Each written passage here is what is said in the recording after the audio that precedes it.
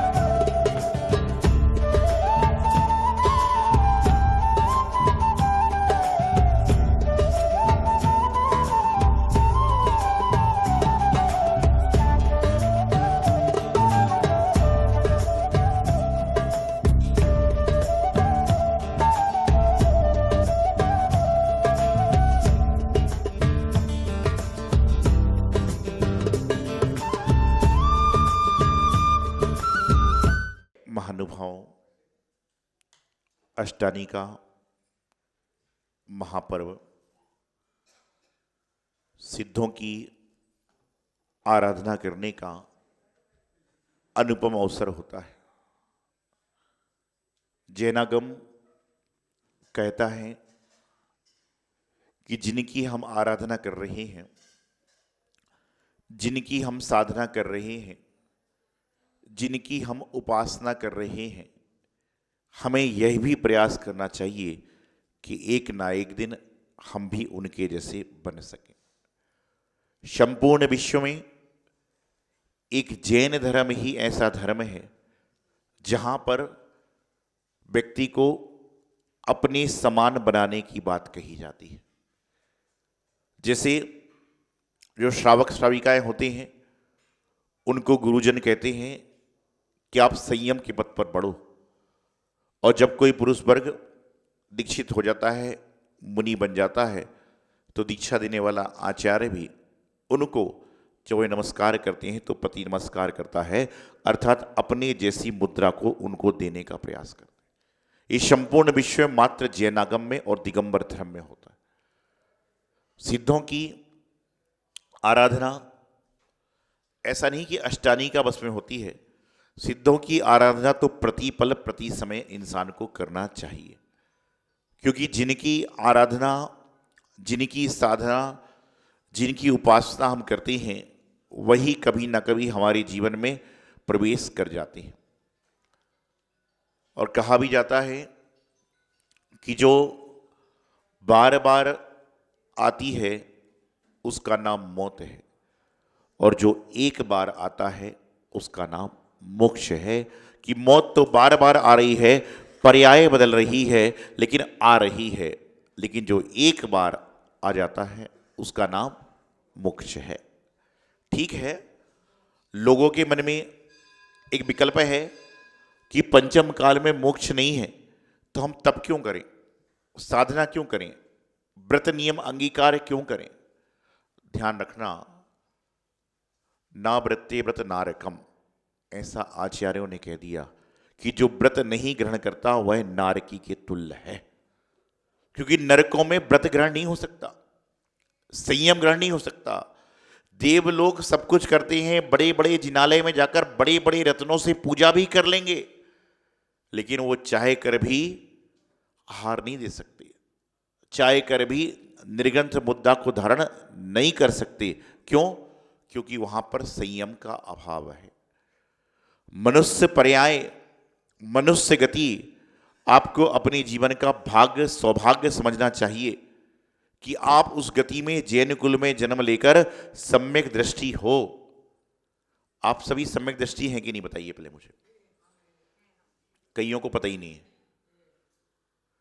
आचार्य कुंद कुंद स्वामी महाराज रेणसार ग्रंथ में सम्यक दृष्टि की परिभाषा देते हुए कहते हैं कि देव समय गुरु भक्ता, कि जो देव शास्त्र गुरु का भक्त है वह सम्यक दृष्टि है। अब होगी नहीं, आप लोग देव शास्त्र गुरु की भक्ति करते हो ना, तो सम्यक दृष्टि अपने आप हो गए। और जो सम्यक दृष्टि है वही यहां पर है, और जिसका सम्यक दर्शन शुद्ध नहीं है वह गाड़ी से पत्नी को, मां को लेकर आ रहा है, लेकिन मंदिर नहीं आता। जीवन में हमारे विचार अच्छे हों, हमारी भावनाएं अच्छी हों, और हमारे विचार, हमारी भावनाएं पूजा विधान करने के साथ साथ में अपने स्वभाव में बदलाव से भी आएंगी। आज यदि आप बाहर से आ रहे हो, बहुत गर्मी से तरबतर हो, आपको एसी के कमरे में बैठा दिया जाए और ठंडा पानी पीने को मिल जाए, तो आप जब बाहर जाते हो तो आपका चेहरा प्रसन्न होता है कि नहीं, बताइए। होता है ना? क्यों? क्योंकि आप एसी की संगति में, ठंडे पानी की संगति में होकर आए हो, तो आपका जो चेहरा एकदम बेहाल था वो एकदम खुशहाल हो जाता है। तो इसी प्रकार से जब देव शास्त्र गुरु की आप संगति करते हो, तो उसके बाद में आपके स्वभाव में, आपके व्यवहार में, आपके विचार में परिवर्तन होना बहुत आवश्यक है। और परिवर्तन नहीं हो रहा, इसका मतलब एसी वाले कमरे में आप कंबल ओढ़ के सो रहे थे। इसका मतलब एसी चल रहा था लेकिन आप कंबल ओढ़ के सो रहे थे तो आपको गर्मी लगेगी ही। विचार परिवर्तन करने के लिए आचार्यों ने कहा कि अपनी आत्मा की आलोचना करिए, दुनिया को मत देखो। दुनिया तो दुरंगी है, दुनिया तो सतरंगी है। यदि कोई सही है तो वह आपके अंदर की अपनी आत्मा है, क्योंकि उस आत्मा में परमात्मा का वास है, उस आत्मा में सिद्धात्मा का वास है, उस आत्मा में दिगंबरत्व का वास है। उसको सोचिए। मैं कई बार सोचता हूं कि जो व्यक्ति जिन भगवान का अभिषेक कर लेता है, जिन भगवान के चरण स्पर्श कर लेता है, उसके हाथ में रात्रि में अनाज की थाली कैसे आती है? बड़ा विचारणीय प्रश्न। आप यदि उस समय अपनी आत्मा को झकोरो कि प्रातःकाल मैंने इन्हीं हाथों से भगवान की अष्टद्रव्य से पूजा करी है, तो आपकी अंतरात्मा आपसे कहेगी तुम गलत काम कर रहे हो। आप गुरुओं को आहार दे रहे हो और उसके बाद में तुम्हारा आचरण कैसा है? तुम्हारा आचरण तो ऐसा हो कि लोग कहें कि यह धर्मात्मा व्यक्ति है, गुरु की संगति कर रहा है, स्वाध्याय कर रहा है, भगवान का अभिषेक कर रहा है, मुनियों के विहार में आहार में सम्मिलित हो रहा है। क्योंकि ये तो दुनिया है।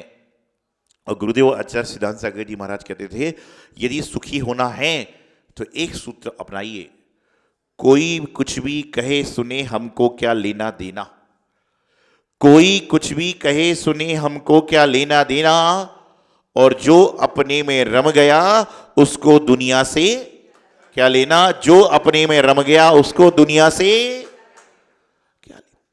ये 5 रुपट्टी की माला, 50 रुपए का दुपट्टा जो यहां लोग पहनाते हैं, उसको आप घड़ी बना के पंडित जी के पास छोड़कर जाते हो, लेकिन दुपट्टा नहीं पहनाया, माला नहीं पहनाई, तो आदमी को ऐसा लगता है कि मैं माला माल हो ही नहीं पाऊंगा। अरे भगवान की माला करोगे तो हो सकता है धन से भी माला माल हो जाओ और भावों से भी माला माल हो जाओ, लेकिन माला पहनने के चक्कर में रहोगे तो धर्म रूपी माला माल तो नहीं हो पाओगे। क्यों? क्यों करना है? किस लिए करना है? करने से क्या होगा? इन सब के बारे में चिंतन मंथन करोगे तो आप पाओगे कि जो मैं कर रहा हूं वह किस लिए कर रहा हूं। मंदिर में हो सकता है, इस मंदिर में भी प्रातःकाल 5:30 बजे जब दर्शनार्थी होते हैं, उनकी आवाज बिल्कुल स्लो मोशन में होती है। रेडियो होता था ना पहले, रेडियो की आवाज कितनी होती थी? बामुश्किल 4-5 लोग सुन सकते हैं। उन्हीं व्यक्तियों की आवाज 6:30 बजे शांति धारा की समय सीडी प्लेयर जैसी हो जाती है कि कहना पड़ता है कि शांति धारा हो रही है, थोड़ा सा शांति में हो जाओ। और 8:30 बजे महाराज जी के प्रवचन के समय उन्हीं लोगों की आवाज डीजे जैसी हो जाती है कि पूरा मोहल्ला सुन रहा है, इतनी जोर लोर से पूजा कर रहे हो। व्यक्ति वही है जो 5:30 बजे था, 6:30 बजे था, 8:30 बजे था, लेकिन बस 5:30 बजे सुनने वाले लोग नहीं थे तो उसकी आवाज बिल्कुल शांत थी। 6:30 बजे शांति धारा हो रही। कई लोग अपनी उपस्थिति दर्ज कराना चाहते हैं, वो इस तरह से बात आलाप कहेंगे कि महाराज, पंडित जी, प्रधान जी, मंत्री जी बोलेंगे भैया शांत हो जाओ, अब शांति धारा हो रही है। शांति धारा में मुश्किल 3-3.25 मिनट लगते हैं, लेकिन उन 3 मिनट में ही तुम्हें घर की चिंता, व्यापार की चिंता, पड़ोसी की चिंता, सबकी चिंता है। एक व्यक्ति मेरे पास में आया, मैंने कहा कल अभिषेक करने मंदिर में आना। बोले बिल्कुल आऊंगा महाराज जी। और कई लोग ऐसे होते हैं जो मना करते ही नहीं, चाहे कुछ करें ना करें, लेकिन बिल्कुल मना नहीं करें, बिल्कुल हाँ करूंगा। मैं भी बड़ा प्रसन्न हो गया कि पहली बार में ही बन गया, पहली बार में मान गया, मतलब बहुत पुण्यात्मा है। अगले दिन वो आए ही नहीं। अगले दिन फिर शाम को आया, मैंने कहा भाई साहब आप आए नहीं। बोले क्या बताऊं महाराज जी, बच्चे को छोड़ने स्कूल जाना पड़ गया, उसकी गाड़ी नहीं आई। फिर मैंने कहा बैठो, वो बैठ गया। मैंने कहा आपका बच्चा कौन से स्कूल में पढ़ता है? बोले दिल्ली का सबसे नामी स्कूल है उससे पढ़ता है। मैंने कहा ये बात तो बिल्कुल सही है कि तुम्हारा बच्चा दिल्ली के नामी स्कूल में पढ़ता है। मैंने कहा बड़ी मुश्किल से एडमिशन हुआ होगा। अरे बोले महाराज जी 1 साल का गैप करा दिया मैंने तो, लेकिन एडमिशन उसी स्कूल में होना चाहिए। थोड़े बहुत होता है जब किसी आदमी की आप तारीफ कर दो तो आदमी पता नहीं अपने आप को क्या समझने लग जाता है। तो जब इतनी सारी बात हो गई तो संगी माता जी महाराज बोले महाराज जी बार बार इसकी तारीफ करें, मतलब दाल में कुछ काला है। तो मैंने कहा दाल में काला नहीं, दाल ही पूरी काली है। फिर जब बातचीत चलती रही तो जाने लगा। मैंने कहा रुको, मैंने सबको बताया इस बच्चे का लड़का बहुत बड़ी स्कूल में पढ़ता है, बहुत अच्छी शिक्षा को प्राप्त करता है। तो लोग बोले महाराज जब से तो सुन रहे हैं 10 मिनट से, फिर क्यों बता रहे हो? बोले ऐसा इसके बच्चे के स्कूल में क्या है? मैंने कहा इसके बच्चे के स्कूल में ऐसा है कि आज रविवार है तो भी उसका स्कूल खुला हुआ है। वो व्यक्ति आदतन उसका झूठ बोल गया, उसको ये ध्यान नहीं रहा कि रविवार है और आज स्कूल बंद रहता है। वह तो बोला महाराज बच्चे को छोड़ने स्कूल जाना था, वो भूल गया कि आज रविवार है। ऐसे लोग होते हैं। वहां पर हनुमान आदि जा रहे थे तो उन्होंने एक घर में क्या देखा, ध्वज देखी, तो समझ गए कि ये व्यक्ति धार्मिक होगा। कि ध्वज ही जो होती है वह धार्मिकता का, धर्मात्मा का प्रतीक होता है। और जब महाराज विहार करें, चाहे हमारी रथ यात्रा चले, चाहे पंचनाग का कुछ भी काम हो, सबसे पहले कौन चलता है? ध्वज चलती है। कि ध्वज के पीछे सभी लोग चलते हैं। यहां तक कि मैच हो, कबड्डी हो, क्रिकेट हो, खो खो, कुछ भी हो, हर देश के झंडे लगे रहते हैं।